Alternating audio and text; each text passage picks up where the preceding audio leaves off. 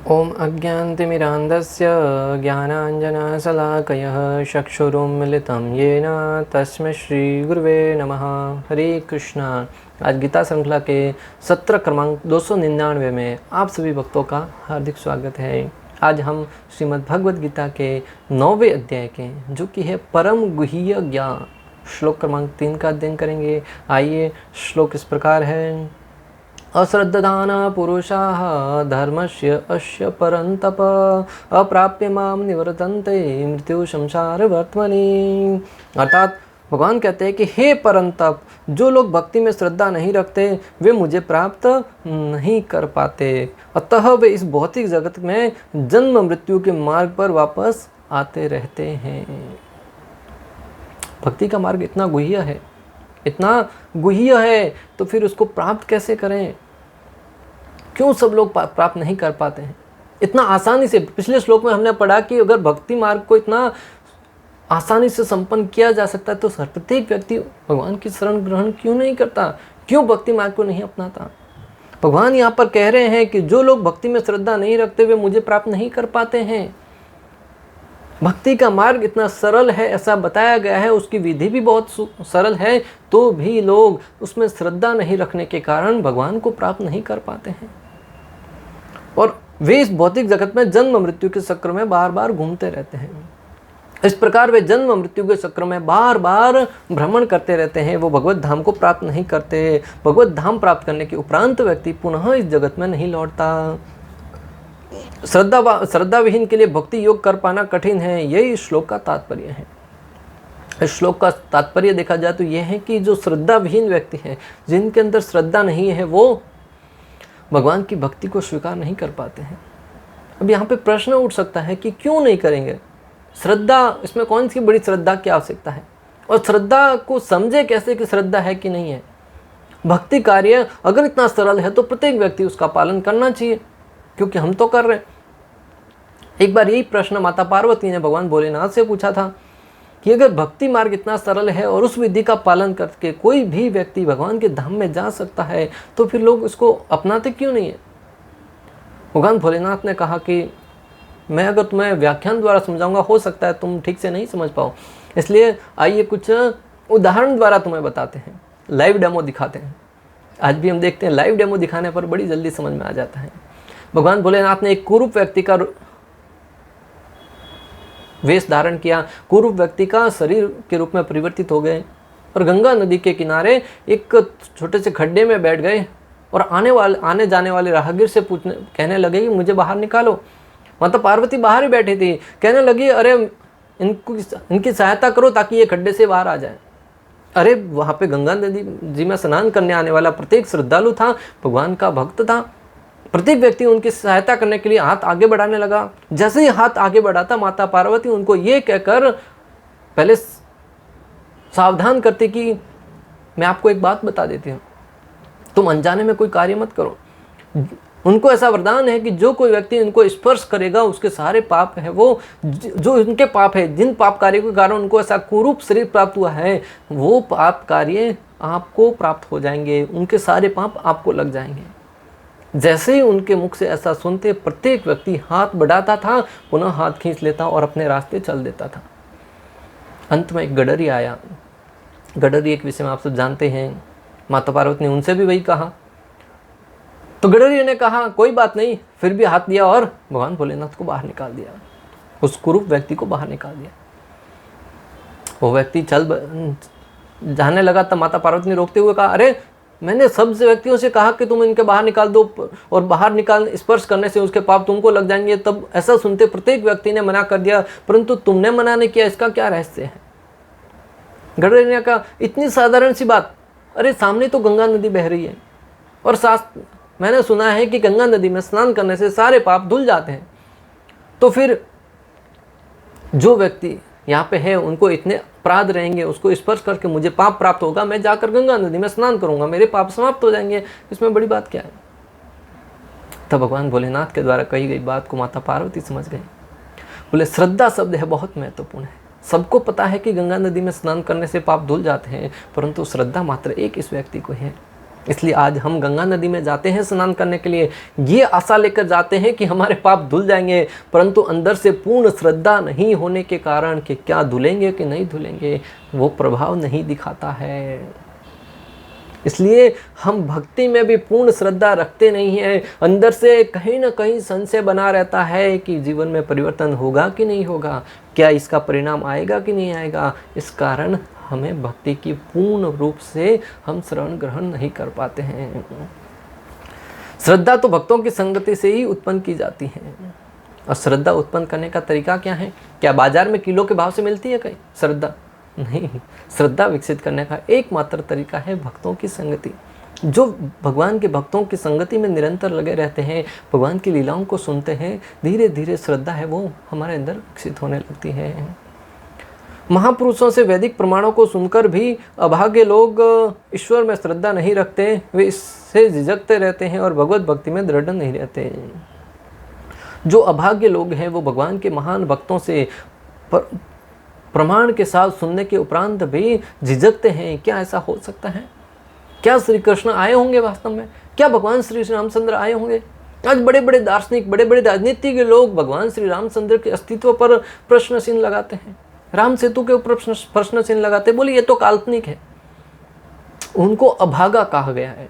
वो भगवान में श्रद्धा नहीं रखते, वो सबसे गरीब लोग हैं, उनको देखकर दया करनी चाहिए। वो भगवान से ईर्ष्यावश उनको स्वीकार नहीं कर पाते हैं। इस प्रकार कृष्ण भावनामृत की प्रगति में श्रद्धा मुख्य है, भौतिक जगत में भी श्रद्धा मुख्य है। इस प्रकार कृष्ण भावनामृत में प्रगति करने के लिए श्रद्धा विशेष रूप से महत्वपूर्ण है। हम साधारणतः जगत में भी, भौतिक जगत में भी कोई भी कार्य करवाना है, दूसरों के ऊपर श्रद्धा तो रखनी ही पड़ती है। एक स्थान से दूसरे स्थान पर हम हमारे यात्रा करते हैं, तब भी ट्रेन में बैठने से प्रारंभ करके जहाँ कहीं भी जाना है, सब जगह श्रद्धा रखना पड़ता है। ट्रेन में बैठते हैं, आगे पता नहीं ड्राइवर है कि नहीं है, अगर बाहर बाहर ड्राइवर देखने जाएंगे तो हो सकता है ट्रेन निकल जाएगी। फ्लाइट में बैठते हैं, जब तक मैं सुनिश्चित नहीं करूँगा आगे बैठा हुआ पायलट पढ़ा लिखा है नहीं है, उसने ये डिग्री प्राप्त की है नहीं है, तो मैं इसमें फ्लाइट में नहीं बैठूंगा। क्या बैठ पाएंगे? डाकिये के ऊपर विश्वास करना पड़ता है, जब फ्लाइट में बैठने से पहले विश्वास करना पड़ता है, ट्रेन में बैठने से पहले विश्वास करना पड़ता है, घर पे दूध देने आने वाला है उसके ऊपर भी विश्वास करना पड़ता है। पता नहीं उसने दूध में कुछ जहर मिलाया होता तो, घर में पानी आता उसमें किसी ने कुछ मिलाया होता तो। जब तक मैं इसकी जांच नहीं करूंगा तब तक नहीं पीऊंगा। क्या जीवन जी पाएंगे? नहीं जी पाएंगे। सरकार ने टीका बनाया है, उसका टीका तब तक नहीं लगाऊंगा जब तक मैं स्वयं इसकी जांच नहीं करूंगा। जीवन में कोई भी कार्य श्रद्धा के बिना नहीं हो सकता। इसके लिए भक्तों, जीवन में श्रद्धा बहुत महत्वपूर्ण है। और उसी प्रकार आध्यात्मिक जीवन में प्रगति करने के लिए भी भक्ति में श्रद्धा रखना अत्यंत अनिवार्य है। इस प्रकार श्री चैतन्य चरितामृत में कहा गया है कि श्रद्धा तो यह पूर्ण विश्वास है कि परमेश्वर श्री कृष्ण की ही सेवा द्वारा सारी सिद्धि प्राप्त की जा सकती है। चैतन्य चरितामृत में वर्णन आता है कि श्रद्धा शब्द विश्वास कहे सुदृढ़ निश्चय कृष्ण भक्ति के लिए सर्व कर्म कृत है।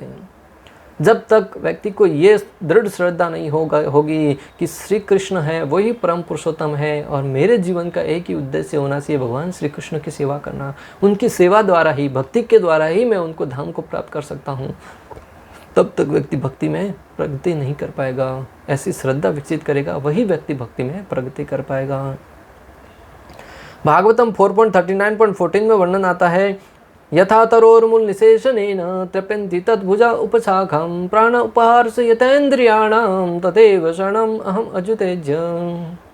जिस प्रकार एक पेड़ के जड़ में पानी डालने से पूरे पेड़ को जल शक्ति मिलती है, जल प्राप्त हो जाता है, तना पत्ते सबको, जिस प्रकार उदर में भोजन डालने से पूरे शरीर को शक्ति प्राप्त हो जाती है, उसी प्रकार हमें ये दृढ़ श्रद्धा होनी चाहिए कि श्री कृष्ण की सेवा करने से, भगवान श्री कृष्ण की भक्ति करने से संपूर्ण प्रकृति है, संपूर्ण सृष्टि है वो प्रसन्न हो जाएगी, संपूर्ण सृष्टि है वो तुष्ट हो जाएगी, उनकी सेवा संपन्न हो जाएगी। जब ऐसी दृढ़ श्रद्धा होगी तभी हम भक्ति में लग पाएंगे भक्तों।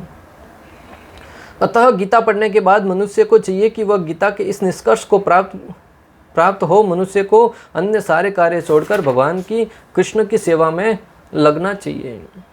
अतः भगवत गीता का अध्ययन करने के उपरांत हमें ऐसी श्रद्धा तो विकसित करनी चाहिए कि हम जीवन में सब लोगों के ऊपर से अपना आश्रय के रूप में स्वीकार किए हुए हैं, वहाँ से त्याग करके एकमात्र भगवान श्री कृष्ण की शरणागति स्वीकार करें। हाँ, परिवार में रह रहे हैं, समाज में रह रहे हैं, सब जगह अपनी जो कार्य क्षेत्र है उन सब की हमारी भूमिका निभाते हुए हमारे हृदय में पता होना चाहिए कि मेरे स्वामी है वो एकमात्र श्री कृष्ण है। जिस प्रकार घर में आने वाली नई नवेली बहू है वो अपने सास ससुर की, देवरानी की, जेठानी की, ननद की, सबकी सेवा करती है, सबके साथ आदान प्रदान करती है, परंतु प्रेम एकमात्र अपने पति के साथ करती है। उसी भांति हमें भी परिवार में सबके साथ, समाज में, देश में सबके साथ आदान प्रदान करना है, जीव जंतुओं के साथ, पशु पक्षियों के साथ, पेड़ पौधों के साथ, परिवार के साथ, अनेक लोगों के साथ, परंतु हृदय में पता होना चाहिए कि प्रेम कहाँ पे करना है, भगवान श्री कृष्ण से। जिस प्रकार एक बंदर अपना हृदय है वो मगरमच्छ के साथ कहने लगा कि मैं अपना हृदय तो पेड़ के ऊपर लगा कर आया हूँ, इसी बात है हमें अपना हृदय श्री कृष्ण के चरणों में समर्पित करके जाना है। जहाँ कहीं भी जाओ, हाँ निभाने के लिए जाओ, परंतु हमारा हृदय कहाँ पे होना चाहिए, श्री कृष्ण के चरणों में। यदि वही जीवन दर्शन से विश्वस्त हो जाता है तो यही श्रद्धा है। यदि भगवत गीता द्वारा बताए गए ज्ञान से विश्वस्त होकर पूर्ण भक्ति में लग जाता है, यही पूर्ण श्रद्धा है। इस श्रद्धा का विकास कृष्ण भावनामृत की विधि, कृष्ण भावना भावित व्यक्तियों की 3 कोटियां हैं। इस श्रद्धा का विकास कृष्ण भावनामृत की विविध रूपों के द्वारा प्राप्त करते हैं। कृष्ण भावना भावित व्यक्तियों के तीन प्रकार के भगवान के भक्त होते हैं, 3 कोटियां हैं। तीसरी कोटि में वे लोग आते हैं जो श्रद्धा विहीन हैं। यदि ऐसे लोग ऊपर भक्ति में लगे भी रहे तो भी उन्हें सिद्धि अवस्था प्राप्त नहीं हो पाती। तीसरी कोटि में आने वाले लोग हैं वो श्रद्धा विहीन है। अगर वो भक्ति में लगे भी रहे ना तो उन्हें पूर्ण पद प्राप्त नहीं होता है। संभावना यही है कि वे लोग कुछ काल के बाद नीचे गिर जाते हैं। संभावना ये बनी रहती है कुछ समय के उपरांत वो नीचे गिर जाते हैं। वे भले ही भक्ति में लगे रहे किंतु पूर्ण विश्वास तथा श्रद्धा के अभाव में कृष्ण भावनामृत तो उनका लगा रह पाना कठिन है। जिस कुछ समय के उपरांत वो पूर्ण श्रद्धा नहीं होने के कारण भक्ति से च्युत हो जाते हैं। कुछ लोग हम देखते हैं कि मंदिर में आते हैं, भक्ति में आते हैं, बड़ी उत्सुकता के साथ भक्ति को स्वीकार करते हैं, परंतु कुछ समय के उपरांत मंदिर में दिखना ही बंद हो जाते हैं। आते हैं मंदिर में, कुछ लाभ प्राप्त हुआ, लगे रहे और कुछ सेवा प्राप्त करी, परंतु जीवन में कुछ संकट आ गए, कुछ कष्ट आ गए या कुछ लाभ प्राप्त हो गया तो मंदिर को छोड़ देते हैं। मेरे स्वयं के साथ एक बार ऐसा अनुभव हुआ। एक बार मैं फ्लाइट में बैठा था, चाइना के लिए जा रहे थे। एक व्यक्ति कंठी माला धारण किए हुए, तिलक लगाया हुआ, बहुत भगवान का महान भक्त होगा। उसको देख के मेरे हृदय में स्वाभाविक प्रेम विकसित हुआ कि ये भगवान का भक्त है। तभी मैं नया नया भक्ति में आया था, हमें तो भक्ति का भाव भी नहीं पता था। उसके साथ जाके बैठ गए। कुछ समय के उपरांत आदान प्रदान हुआ, हमने हरे कृष्णा कहा, उसने भी कहा, भक्ति के विषय में चर्चा हुई। उस व्यक्ति ने, मुझे उस समय आश्चर्य हुआ जब उस व्यक्ति ने प्रश्न किया, आपको लगता है कि वास्तव में भक्ति करने से कुछ जीवन में होता है, वास्तव में श्री कृष्ण है? मेरी श्रद्धा है वो हिल गई। ये व्यक्ति ने कंठी माला धारण करी, ये तिलक लगाए हुए हैं, ये भगवान श्री कृष्ण को अपने जीवन का समर्पित कर चुका और मुझसे प्रश्न कर रहा है कि क्या ऐसा होता है? और भक्तों में आपको विश्वास के साथ कह रहा हूँ कि वह व्यक्ति आज भक्ति में नहीं है। उसने कहा कि मैं भक्ति में आया तो मुझे धन प्राप्त हुआ, अच्छा व्यापार चलने लगा, ये वगैरह वगैरह, और आज व्यक्ति वो भक्ति के नाम से दूर भागता है, वो भक्ति से पूर्ण रूप से दूर हो गया है। जो प्रभुपाद जी ने जो यहाँ पे व्याख्या लिखी है वो पूर्ण रूप से उसमें फिट बैठता है कि उसने जीवन में आया, मंदिर में प्रति संडे में उसको मंदिर में दिखता था, तिलक लगाकर परिवार के साथ आता था, परंतु जैसे जीवन में हो सकता है उसको कुछ लाभ प्राप्त हुआ, भक्ति से दूर हो गया। ऐसा क्यों होता है?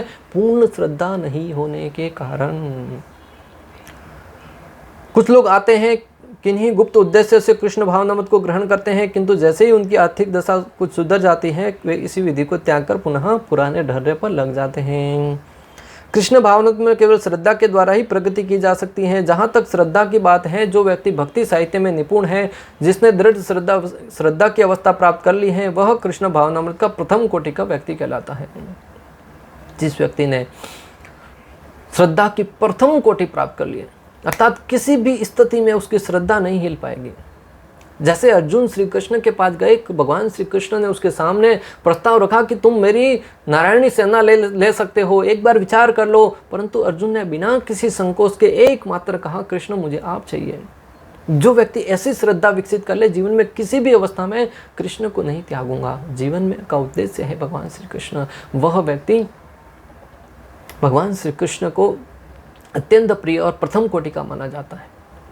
ध्रुव महाराज को अनेक प्रलोभन दिए गए भक्ति करते समय, तुम ये ले लो, परंतु ये तपस्या का रास्ता है वो छोड़ दो, सारे के सारे लोग हैं वो, वायु रुक गई है, अनेक प्रकार के बाधाएं आ रही है, परंतु ध्रुव महाराज लगे रहे और अंत में भगवान को प्रकट होना पड़ा।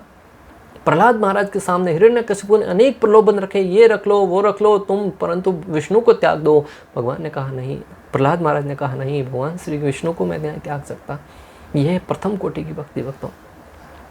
दूसरी कोटि में वे व्यक्ति आते हैं जिन्हें भक्ति शास्त्रों का ज्ञान पूर्ण रूप से नहीं होता, किंतु स्वतः ही उनकी दृढ़ श्रद्धा है कि कृष्ण भक्ति सर्वश्रेष्ठ मार्ग है, अतः वे इसे ग्रहण करते हैं।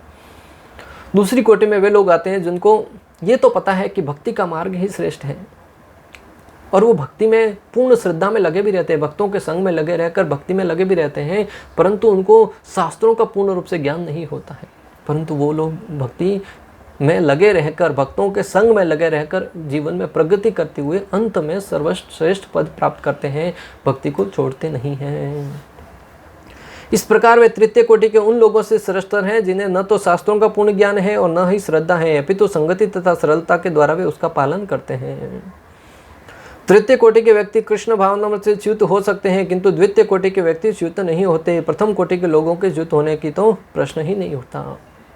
तृतीय कोटि के लोग वो रास्ते से भटक जाते हैं, परंतु द्वितीय कोटि के लोग हैं वो कभी रास्ते से नहीं भटकते, भक्ति से अलग नहीं होते हैं, और प्रथम कोटि के भक्तों का तो रास्ते से अलग होने का प्रश्न ही नहीं उठता। भागवतम 11.2 में 3 प्रकार के भक्तों का वर्णन किया गया है।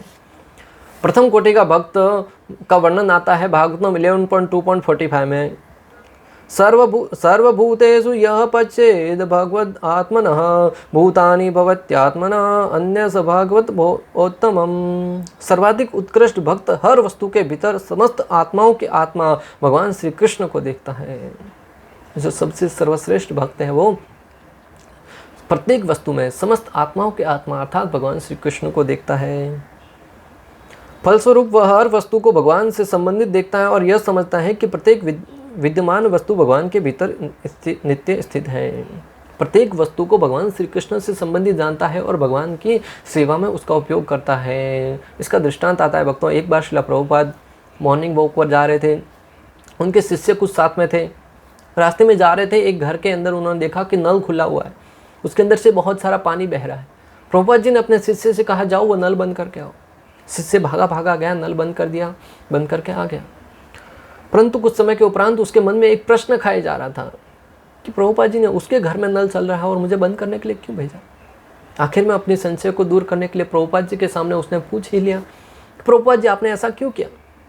तब श्रील प्रभुपाद कहते हैं कि इस सृष्टि में प्रत्येक वस्तु है वो भगवान श्री कृष्ण की संपत्ति है, और जो जल है वो भी भगवान की संपत्ति है। वो व्यर्थ में बह रहा था, उसको हमें बचाना होगा ताकि दूसरे जीव उनका उपयोग कर सकें। इससे सिद्ध होता है कि जो प्रथम कोटि का जीव है, प्रथम कोटि का भक्त है, वो भगवान की प्रत्येक वस्तु में भगवान को देखता है, भगवान की शक्तियों के रूप में देखता है और उसे भगवान की सेवा से संबंधित ही उपयोग करता है। ब्रह्म संहिता 5.38 में भी भगवान श्री कृष्ण को सर्वत्र देखने की योग्यता बताई गई है। प्रेमांजनम अचुरिता भक्ति विलोचनेन संतः सदैव हृदयेषु विलोकयन्ति यम श्याम सुंदरम अचिन्त्य गुण स्वरूपम गोविंदम आदि पुरुषम तमहम भजामि। मैं उन आदि पुरुष भगवान गोविंद की पूजा करता हूँ जो उस भक्त द्वारा सदैव देखे जाते हैं, जिसकी आंखों में प्रेम का अंजन लगा हुआ है रहता है। वे भक्त के हृदय के भीतर अपने नित्य श्याम सुंदर स्वरूप में देखे जाते हैं। अर्थात भगवान को देखने का तरीका क्या है? प्रेम पूर्वक हमारी आंखों में प्रेम के अंजन लगा के रखेंगे, तभी हम भगवान का दर्शन कर पाएंगे। और वो कब होगा? भक्ति के द्वारा। द्वितीय कोटि के भक्त का वर्णन भागवतम 11.2.46 में आता है। ईश्वरे तद दिनेषु बलिसेषु द्वित्सु स प्रेम मित्र कृपावेक्षा य करोति समध्यम। द्वितीय कोटि का भक्त जो मध्यम अधिकारी कहलाता है, भगवान को अपना प्रेम अर्पित करता है, वह भगवान के समस्त भक्तों का निष्ठावान मित्र होता है। वह अज्ञानी व्यक्तियों पर दया करता है, जो अबोध है उनकी उपेक्षा करता है, जो भगवान से द्वेष करते हैं। भगवान का द्वितीय कोटि का भक्त है वो भगवान के भक्तों का संग करता है, भगवान के भक्तों के संग में निरंतर लगा रहता है, भगवान की सेवा में लगा रहता है, जो कर्पण है उनके ऊपर दया करता है, जो भक्त नहीं है अभक्त हैं उनसे उपेक्षा करता है, जो भगवान से द्वेष करते हैं उनसे दूरी बना के रखता है। और तृतीय कोटि के भक्त का वर्णन भागवतम 11.2.46 में इस प्रकार हुआ है। अर्यामायेव हरे पूजाम यह श्रद्धयेते न तद्भक्तेषु धान्येषु स भक्त प्रकृति स्मृत। जो भक्त मंदिर में अर्श विग्रह की श्रद्धा पूर्वक पूजा में लगा रहता है किंतु अन्य भक्तों के प्रति या सामान्य जनता के प्रति उचित रीति का आचरण नहीं करता, वह प्राकृत भक्त अर्थात भौतिकवादी भक्त कहलाता है और निम्न पद पर स्थित रहता है। जो तीसरी कोटि का भक्त है वो भगवान के अर्श विग्रहों का तो सम्मान करता है, भगवान की तो पूजा करता है, भगवान के विग्रहों का यशोगान करता है, परंतु भगवान के भक्तों के साथ ठीक से आदान प्रदान नहीं करता। भगवान के भक्तों के साथ प्रेम के साथ आदान प्रदान नहीं करता, उनको भगवान के बराबर सेवा के रूप में नहीं मानता है।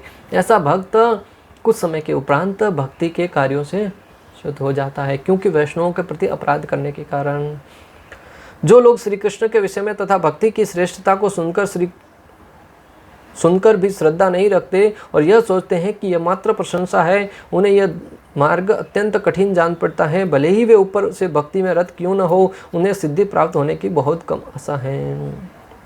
जो लोग भगवान श्री कृष्ण के विषय में सुनकर, भक्ति के विषय में सुनकर भी उसके ऊपर श्रद्धा नहीं रख पाते हैं, उनको लगता है कि भक्ति के बारे में इतना जो बताया गया वो बड़ा चढ़ाकर बताया गया ताकि लोग भक्ति में संलग्न हो। एक बार श्री कृष्ण के नाम का सुनने का इतना बड़ा महत्व, एक बार भी कोई व्यक्ति अगर उपेक्षा से या श्रद्धा से भी, जैसा श्री कृष्ण कहते हैं श्रद्धा या हेलया नाम रटंती मम जंत्वाहा तेसाम नाम सदा पार्थ वर्तते हृदय मम। अगर कोई व्यक्ति एक बार भी मेरे नाम का भले श्रद्धा से ले या उपेक्षा से ले मेरे नाम का उच्चारण करता है, उसका नाम मैं हमेशा अपने हृदय में स्थापित करता हूँ। क्या ऐसा संभव हो सकता है? जो भगवान के द्वारा बताए गए नियमों को, शास्त्रों में वर्णित सिद्धांतों को, आचार्य द्वारा बताए गए अनेक प्रकार के दृष्टांतों के ऊपर शंका करके उनके ऊपर श्रद्धा नहीं रखता है, वह व्यक्ति भक्ति में आगे नहीं बढ़ पाता है। इस प्रकार भक्ति करने के लिए श्रद्धा परम आवश्यक है। इस प्रकार श्लोक में हमने समझा कि भक्ति करने के लिए विशेष रूप से श्रद्धा है वो बहुत ही आवश्यक है, अत्यंत आवश्यक है, क्योंकि श्रद्धा करना हर एक व्यक्ति का स्वभाव है। अगर वह इसका उपयोग भगवान, शास्त्रों, भक्ति और भगवत भक्तों पर नहीं करेगा तो जीवन में अन्य स्थानों पर जैसे परिवार, समाज, व्यापार, मित्र, राजनीतिक आदि अन्य क्षेत्रों में करता हुआ प्रतीत होगा। क्योंकि श्रद्धा करना जीव का स्वभाव है।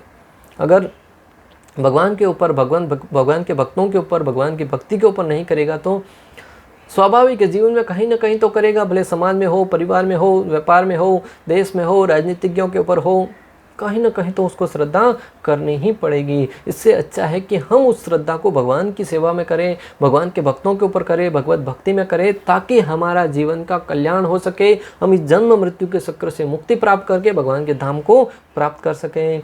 इस प्रकार श्लोक क्रमांक 3 का भक्ति वेदांत तात्पर्य पूर्ण हुआ। अंत तक हमारे साथ बने रहने के लिए आप सभी का हृदयपूर्वक, प्रेम पूर्वक बहुत बहुत धन्यवाद। शिला प्रभुपाद की जय। श्री श्री राधा गोपीनाथ भगवान की जय। श्रीमद् भगवद गीता की जय। हरे कृष्णा कृष्ण कृष्ण हरे हरे, हरे राम राम राम।